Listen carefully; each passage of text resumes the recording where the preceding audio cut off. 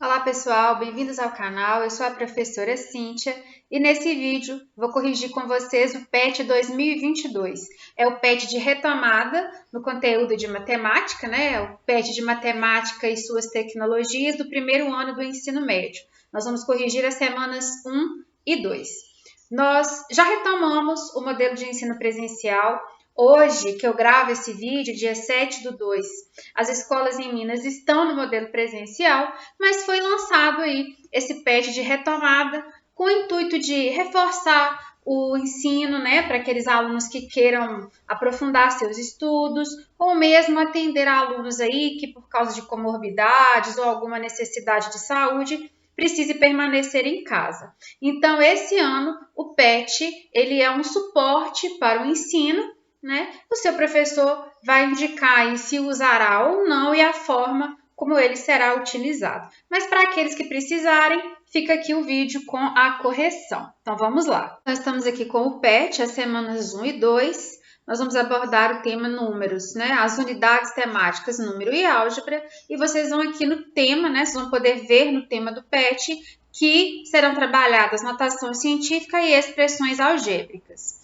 Assim como nos outros anos, o PET traz um rápido resumo aí sobre os temas trabalhados e a gente vai para as atividades.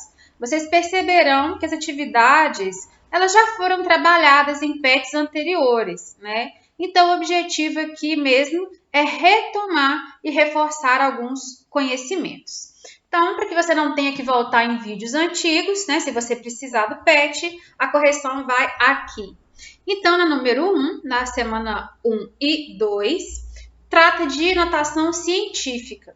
É uma questão que nós já vimos também. Então, a questão ela fala da distância entre a Terra e o Sol, que é dada em quilômetros, e quer que a gente escreva esta distância em notação científica. O que é escrever em notação científica? É uma outra forma de nós podemos reescrever, né, de forma mais simplificada, utilizando potência de 10, números que são ou muito grandes ou muito pequenos. Então, eu coloquei aqui um exemplozinho, olha, quando a gente está falando em notação científica, eu estou falando em escrever um número aí multiplicado por 10 elevado a alguma potência. Esse M aqui é o que a gente chama de mantissa. Esse valor tem que ser um número entre 1 e 10, então ele tem que ser 1 ou mais, né? Ele pode ser 1, 2, 3, um número que seja maior ou igual a 1 e menor que 10. Então, esse M podem ser valores que vão do 1 até o 9. E esse E aqui, olha, é a ordem de grandeza, né? É a quantidade aí de casas, digamos assim, que a gente vai andar para escrever esse número. Então, como eu disse, posso escrever números grandes, como é o caso aqui da distância arredondada entre a Terra e o Sol, ou também números menores. Então, para escrever isso aqui, a gente vai analisar as casas que nós vamos andar. Então, olha, eu vou trazer a vírgula até aqui, olha, eu vou ter 1, alguma coisa. Vamos ver quantas casas a gente vai andar aqui nesse sentido, né, para encontrar a notação científica. Então, nós vamos andar, olha, 1, 2, 3, 4, 5, 6, 7, 8.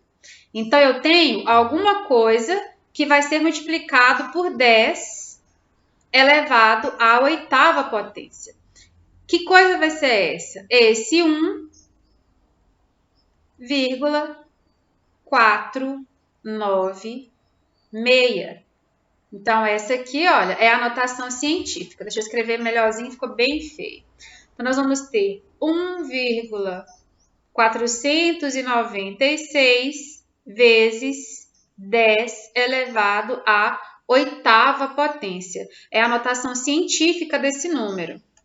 Então, os 149.600.000 quilômetros podem ser escritos aqui desta fórmula na notação científica, dessa forma aqui. O gabarito correto é, portanto, a nossa letra A. Prosseguindo, ainda com a notação científica, a questão número 2 ela quer que a gente traga da notação científica para a forma decimal. Então, nós vamos ver aqui um número que ele é um número muito pequeno. Então, nós temos 4,123 vezes 10 elevado a menos 7. Então, nesse caso aqui, olha, eu tenho 4, deixa eu colocar o número aqui, olha, 1, 2, 3, a vírgula está aqui, eu vou andar com ela nessa direção, né? Eu vou andar com ela para a esquerda.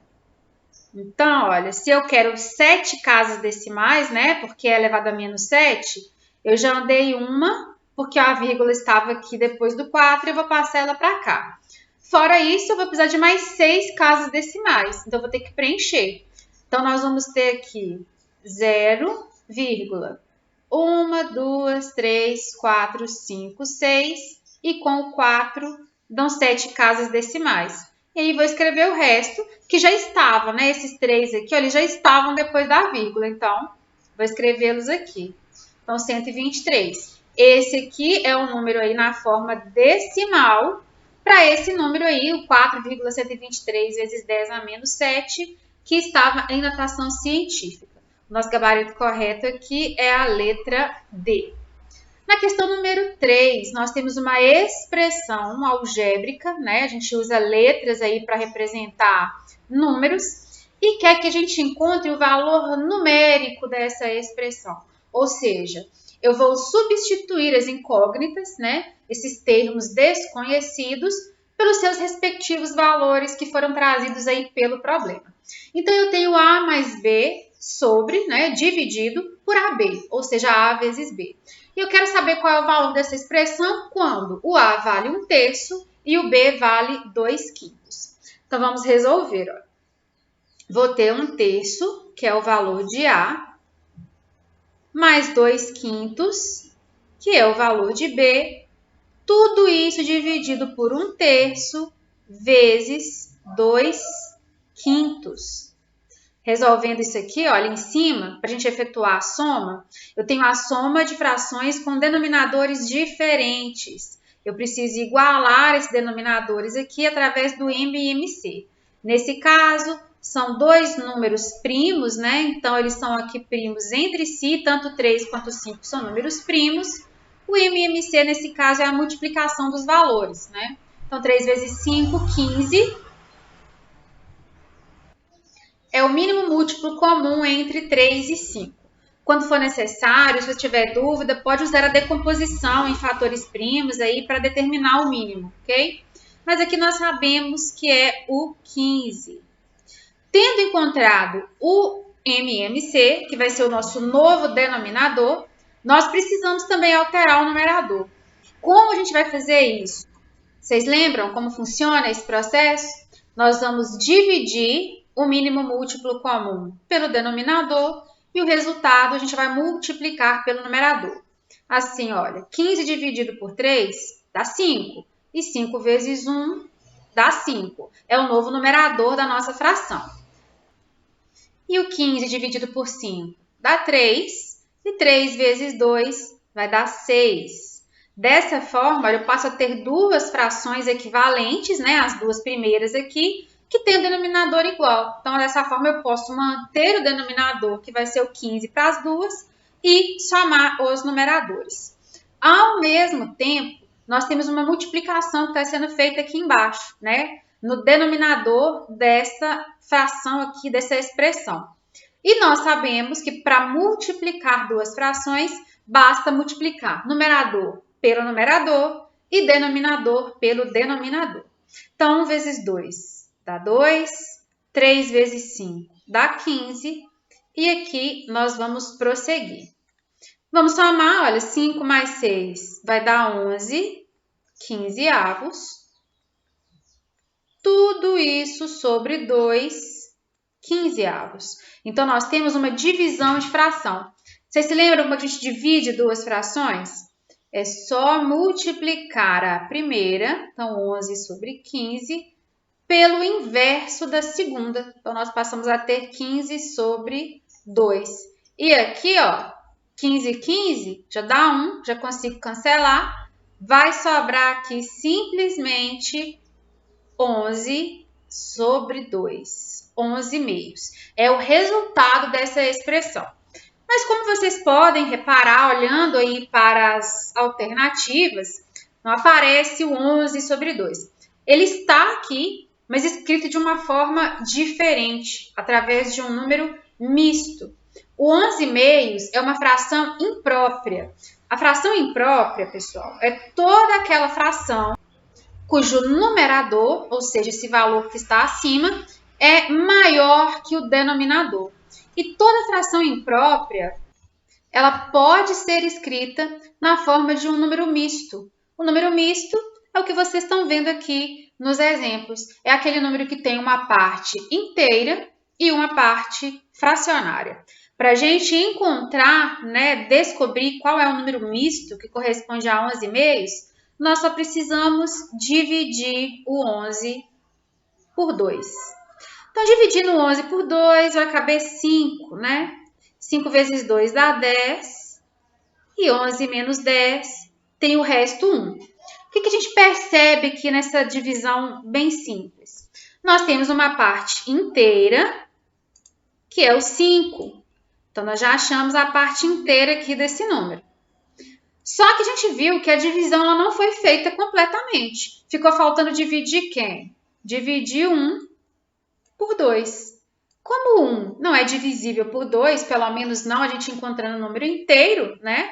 Não dá para dividir 1 por 2 e ter aí números inteiros, a gente teria frações, teríamos uma parte, tá aqui a representação da fração. Então, nós temos 5 inteiros e 1 meio, né? Então, dividindo 11 por 2, eu consigo 5 partes inteiras e ainda sobra aí esse pedacinho. É basicamente isso que seria um número misto.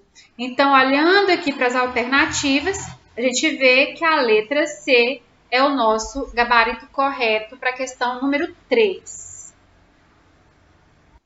Então, só para a gente reforçar, nós temos o 11 meios, que é a fração imprópria, né, que nós encontramos aí ao resolver a expressão, e a sua forma aí, né, a sua representação através de número misto, que é 5 inteiros e 1 meio. É importante vocês compreenderem que esses dois valores são iguais, né? São formas diferentes de escrever o mesmo resultado. Vamos adiante. Número 4. Sabemos que para calcular a área da figura geométrica retangular, devemos multiplicar a medida do comprimento pela medida da largura. Dessa forma, representamos algebricamente a área do retângulo a seguir como? Então, o cálculo da área do retângulo é o famoso base vezes altura.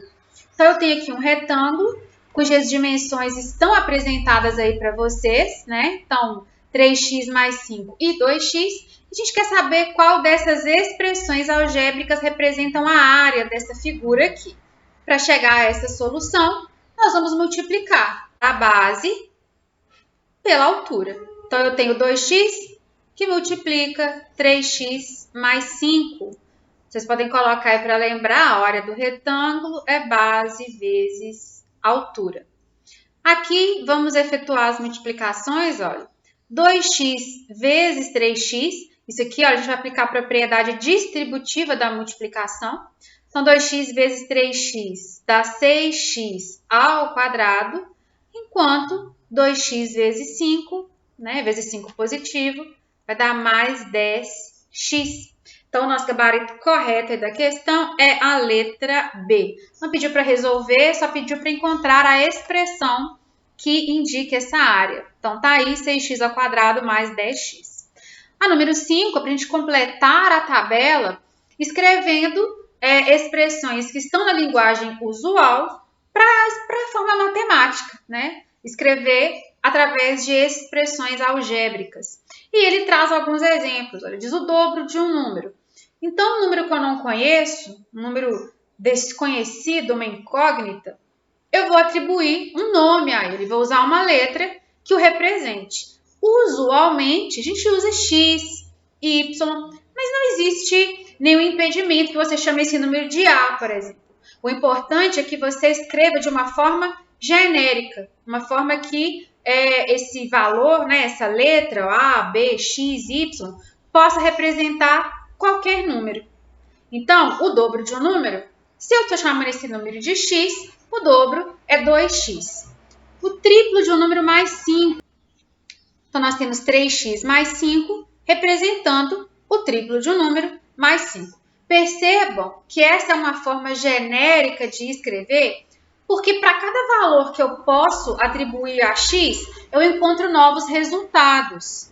Pense bem, eu tenho o dobro de um número, é 2x. Esse x pode assumir qualquer valor real. Então, por exemplo, se o x é igual a 3, o dobro de 3 é 6. Mas se por acaso o x é menos 2, então o dobro passa a ser 2 vezes menos 2, que dá menos 4. Então, para qualquer valor que eu escolha e que eu substitua x, eu tenho novos resultados. Por isso que escrever aí na forma algébrica, eu escrever de uma forma mais genérica, né? Mais generalizada. Esse x pode ser qualquer valor real. Vamos continuar, então, escrevendo na forma algébrica um número menos 4. Eu vou continuar usando x para manter o padrão aqui do PET. Então, o número menos 4 é x menos 4. O quadrado de um número menos 1. O quadrado do número é ele elevado à segunda potência, menos 1. O triplo de um número é 3 vezes esse número, então é 3x. O triplo de um número menos 2, então é o 3x menos 2. Depois nós temos a metade de um número. A metade de um número é dividir ele por 2, então é x sobre 2. E a metade de um número mais 7, então é x sobre 2 mais 7. Depois que é a soma de um número com o seu triplo, então é x mais 3x. Aqui a gente poderia a gente poderia fazer uma simplificação. Aqui eu posso fazer, por exemplo, x mais 3x é 4x. Mas como aqui quer que a gente só escreva, né, através de expressões algébricas, eu vou só escrever e permanecer dessa forma aqui. Não vou fazer nenhum tipo de simplificação ou soma, não. Depois nós temos a diferença entre um número e sua terça parte. Então, eu tenho o número x menos a terça parte de x, ou seja, o x dividido por 3. A diferença de 3 números consecutivos. Número consecutivo é um número depois do outro, né? Então, x é um número. Qual que é o consecutivo de x? É x mais 1. Pensa bem, quando eu tenho o número 2, o consecutivo de 2 é o que vem logo após. Então, é o 3, ou seja, é 2 mais 1. Quando eu estou falando de um número genérico, eu não sei que número é esse, o consecutivo dele é x mais 1. Como a gente tem aqui diferença, né, menos, é importante colocar entre parênteses. Se são 3 números consecutivos, o próximo número é x mais 2. Se eu quisesse o próximo, x mais 3, x mais 4, e assim ia. Então, nós temos aqui a diferença entre 3 números consecutivos. Depois, eu quero o quíntuplo de um número mais 20 resulta em 30. Então, 5 vezes um número somado a 20 dá 30 como resultado. A gente consegue manter aqui uma equaçãozinha, né? Peço perdão pelo barulho, tá? Aqui onde eu moro é bem barulhento e nesse horário é bem difícil ter silêncio total para gravar. Mas continuando, a gente já está quase terminando aqui. Nós temos o quadrado da soma de 2 números. Então, eu quero somar 2 números e aqui eu vou usar um y também para representar, porque eu estou falando de 2 números distintos e eu quero o quadrado da soma. Então, eu tenho x mais y ao quadrado. É essa soma que é elevado ao quadrado. Depois, nós temos o triplo da soma de um número com 5. Então, eu quero 3 vezes a soma de um número x mais 5. Coloco em parêntese por quê? Eu quero o triplo dessa soma e não só o triplo de x. É diferente, olha, escrever 3x mais 5 é diferente de 3 que multiplica x mais 5. Porque nesse segundo caso aqui eu tenho que somar e a esse resultado aqui que eu multiplico 3. tá? Então, eu quero o triplo da soma. É 3 que multiplica x mais 5. Depois eu tenho o quadrado de um número mais 1. Então, é x ao quadrado mais 1. A décima parte de um número é esse número dividido por 10. O produto da soma pela diferença de dois números. Produto é multiplicação. Então, eu quero um x mais y, é a soma aí de dois números. O resultado disso, eu quero multiplicar pela diferença desses números. Então, o produto da soma pela diferença de dois termos é x mais y, que multiplica x menos y. Né? Então, eu vou somar, vou subtrair e multiplicar os dois resultados. É assim que a gente representa algebricamente. A diferença entre o dobro e a metade de um número. Então, o dobro é 2x e a metade desse número é x sobre 2. Então, eu tenho 2x menos x sobre 2. O quadrado da diferença de dois termos. A diferença é subtrair. Se são dois termos, eu vou usar duas letras, né? Então, é x menos y. E isso tudo ao quadrado.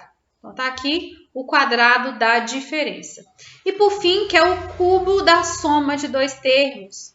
Então, é x mais y, tenho aqui dois termos, e vou elevar a 3, né? Eu quero o cubo dessa soma. Então, tá aí a resolução da questão número 5, que encerra aí a primeira parte do PET de retomada. Eu espero que vocês tenham gostado. Qualquer dúvida, deixe nos comentários. Não se esqueça de se inscrever, curtir, compartilhar o vídeo. Bons estudos e bom retorno aí às suas aulas presenciais. Até a próxima!